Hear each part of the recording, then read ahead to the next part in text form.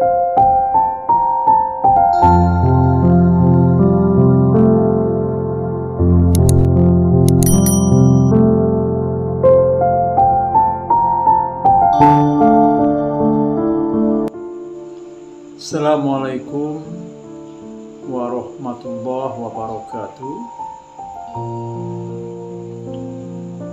Sahabat-sahabat semuanya,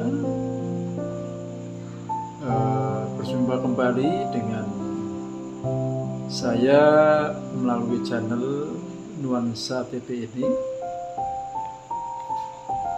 Setelah sekian lama, mungkin beberapa hari belakangan ini saya tidak melakukan postingan apapun di channel ini. Alhamdulillah pada hari ini saya berkesempatan untuk membuat video lagi. Namun sebelum saya melanjutkan obrolan ini, mumpung suasananya masih bulan Syawal ya,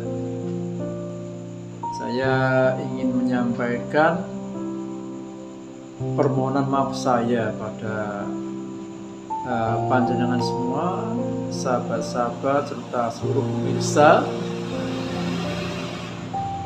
yang barangkali selama ini interaksi kita khususnya melalui channel ini, mungkin ada postingan atau komentar, balasan komentar saya yang kurang berkenan, kurang apa, atau mungkin buat tidak nyaman, tidak enak dari panjenengan semuanya, sehingga sedikit banyaknya membuat dosa di antara kita.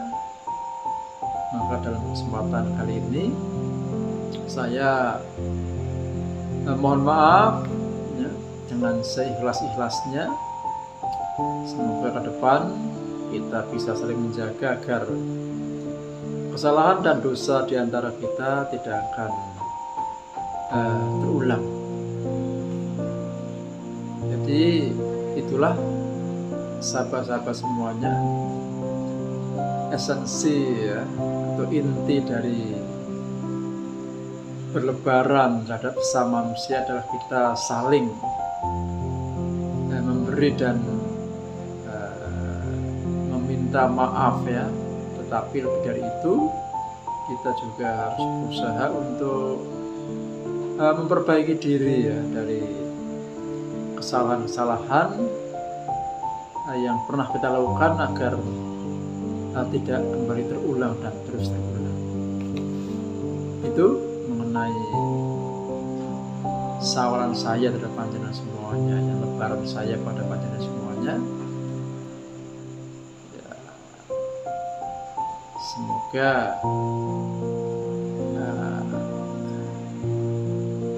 panjenengan semua mau memaafkan kesalahan-kesalahan saya. Baik, sahabat-sahabat semuanya, dalam kesempatan kali ini saya ingin melanjutkan apa yang sudah menjadi postingan saya beberapa waktu lalu, yang saya beri judul Pedoman Jatuh Cinta yang bagian pertama. Dan kali ini adalah bagian yang keduanya. Nah, jadi intinya hadis yang sudah saya bacakan pada bagian 1, yaitu yang berbunyi tungkahul mar'ati di arba'in limaliha lihasabiha walijamaliha walitiniha fatfar bidatiddin taribat yadak. Nikailah olehmu seorang perempuan karena hartanya, karena nasabnya atau keturunannya, karena kecantikannya, dan karena agama. Maka jadikan agama sebagai pertimbangan utama, niscaya hidupmu akan selamat. Inilah pada intinya yang menjadi tuntunan, pedoman bagi kita sebagai generasi muslim dalam mencari calon jodoh kita, ya, bukan mencari sekedar mencari pacar, tapi ya, mencari calon jodoh kita agar menemukan pasangan yang benar-benar tepat, agar kita bisa berjatuh cinta pada orang yang tepat dengan cara yang tepat, sehingga di kemudian hari kita tidak akan insya Allah relatif tidak akan mengalami potensi kekecewaan dan sakit hati.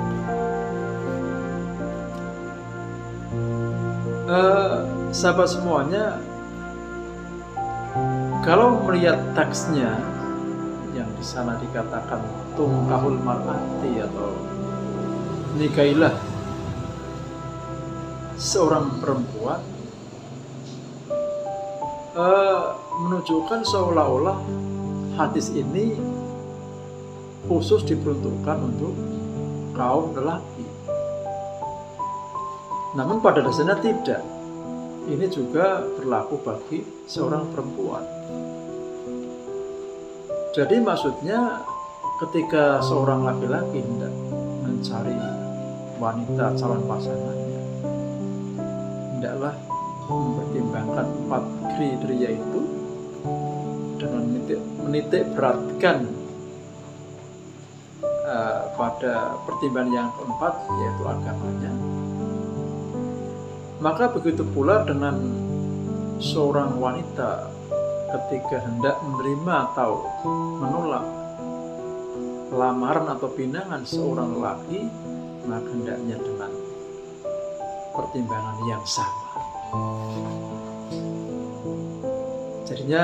Jadi intinya begitu ya, bahwa itulah pedoman ya, yang akan menyelamatkan kita dari potensi sakit hati, potensi kecewa, merana karena tidak tepat dalam memilih pasangan.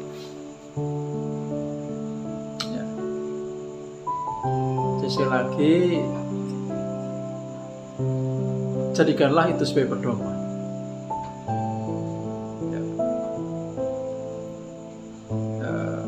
Kita mencari pasangan dengan kriteria 4 itu karena harta bendanya, karena keturunannya, karena kecantikan atau kebagusannya, dan yang menjadi pertimbangan pokok adalah karena agamanya.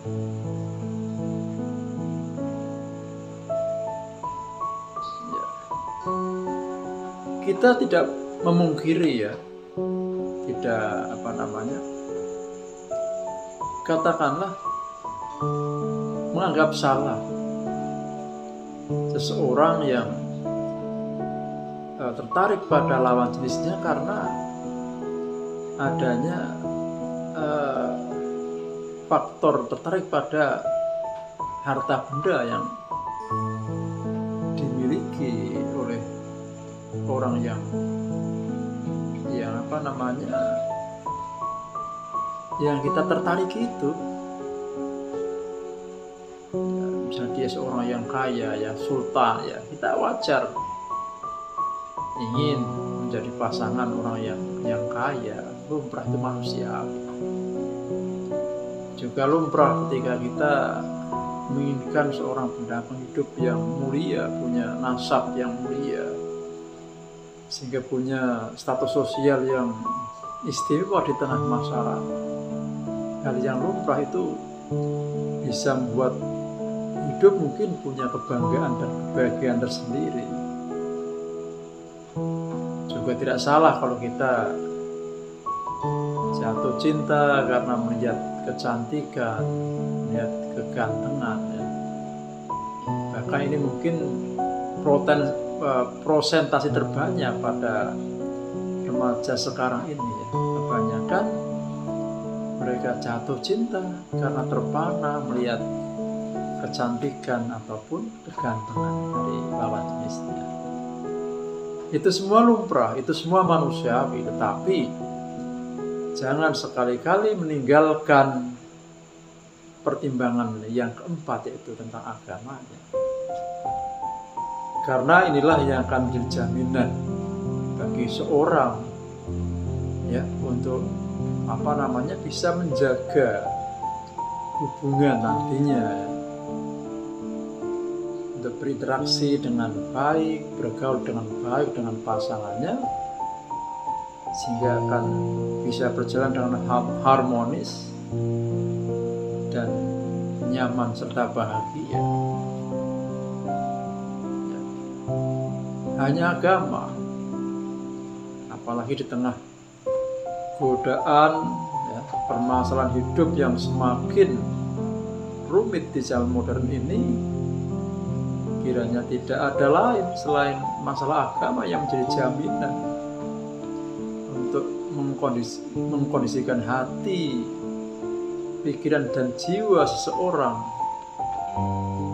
agar senantiasa bisa berinteraksi dengan orang lainnya, khususnya dengan pasangannya, dengan cara yang baik. Nah, maka perlu dipahami yang dimaksud dengan kriteria agama ini. Kriteria kebaikan agama ini pada seorang bukanlah dalam sudut pandang yang sempit, tetapi dalam sudut pandang yang luas. Setidaknya bisa dilihat dari 3 kriteria. Yang pertama, setidaknya bagaimana kecukupan dari pengetahuan agamanya. Yang kedua, bagaimana ketaatannya dalam menjalankan ajaran agamanya. Dan yang ketiga, bagaimana akhlak dan kepribadian. Setidaknya kalau ketiga ini sudah didapat, ini bisa dianggap seseorang sudah mempunyai kriteria agama yang baik, yang layak untuk kita jadikan calon pendamping hidup kita.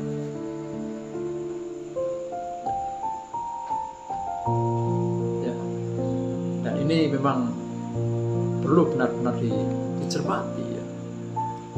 Ketika kita merasa tertarik pada seseorang, maka perlu dicermatilah hal-hal ini.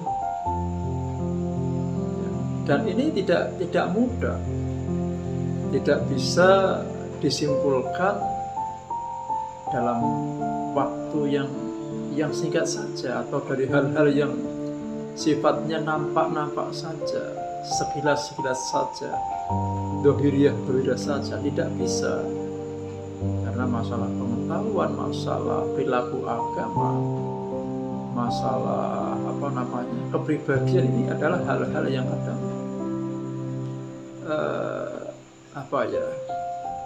perlu pendalaman tersendiri untuk benar-benar bisa mendapatkan kesimpulan yang benar sesuai dengan apa yang ada pada diri seorang tersebut.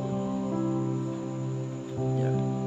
Apalagi kalau zaman sekarang ini berbahaya kalau kita menyimpulkan agama seorang hanya dari hal-hal yang benar saja, ya. Sebagai contoh yang mudah, misalnya kita memandang seorang hanya dari jilbabnya, ya padahal sekarang kadang, maaf sekali kalau saya katakan, jilbab ini hanya kadang tidak lebih dari tren, ya.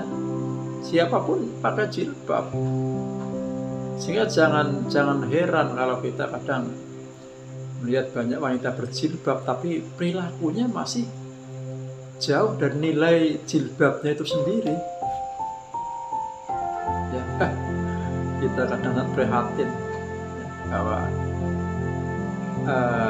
perilaku keagamaan kadang hanya sebatas di tren, perilaku yang hanya itulah, hanya suatu yang karena orang lain melakukan maka dia pun cenderung melakukan itu, maksudnya loh. Bukan atas kesadaran dan penghayatan dari hati nuraninya, bukan, tapi hanya sudah menjalankan tren apa yang sedang berlaku dan berjalan di tengah masyarakat secara umum. Nah, memang begitu. Sekali lagi, masalah agama ini perlu ada pendalaman, usaha mengetahui dengan cara yang baik, secara mendalam, dan sehingga akan bisa didapatkan kesimpulan yang benar, tidak terjerumus dalam pilihan yang salah. Nah, oleh karena itu kadang ketika ada saja anak-anak yang bertanya pada saya, remaja, menanyakan apakah pacaran itu boleh, maka menurut saya dalam konteks pendalaman bagaimana kita mengadakan hubungan dengan lawan jenis dalam rangka bisa saling memahami melihat kemungkinan kecocokan, kemungkinan menggali menilai dari kepribadian apakah sesuai dengan kriteria yang kita harapkan, dan selama prosesnya dilakukan dengan cara yang baik ya, bisa saling menjaga diri, tidak sampai melampaui batas tradisi budaya, apalagi ajaran agama, saya kira bisa dipahami. Karena memang memahami kriteria agama seseorang itu memang perlu langkah-langkah yang teliti, dan itu hanya bisa dilakukan dalam sebuah proses yang cukup waktunya,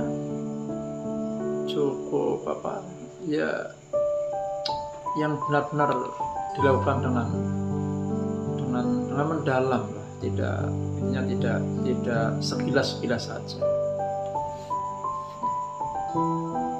Nah, tetapi di sini harus saya tegaskan, kembalinya kalau anak bertanya masalah pacaran, kalau hanya dimaknai sebuah jalinan hubungan asmara antara pria wanita yang lebih mengarah pada hal-hal yang hanya pemuasan hasrat saja ya.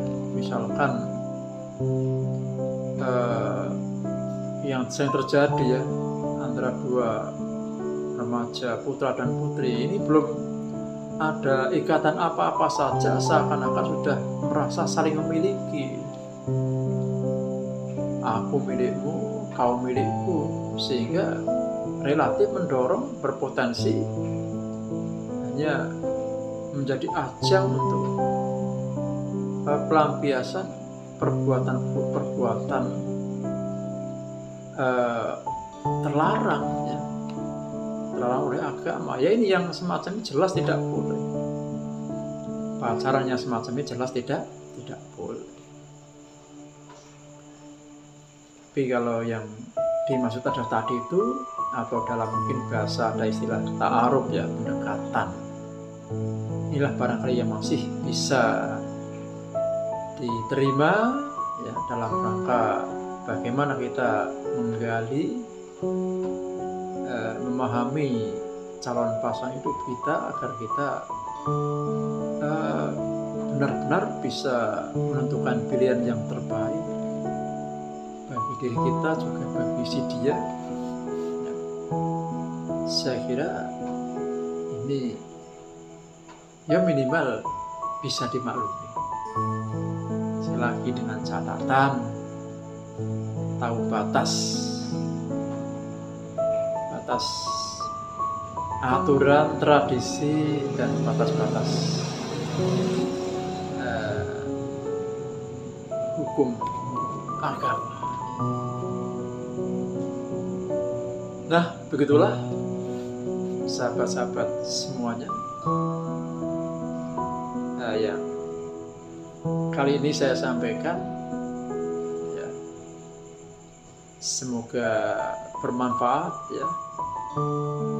Dengan iringan doa, semoga anak-anakku semuanya, ya, yang sedang mencari calon pendamping hidup akan mendapatkan pendamping hidup yang menyelamatkan keduanya dari dunia sampai akhirat.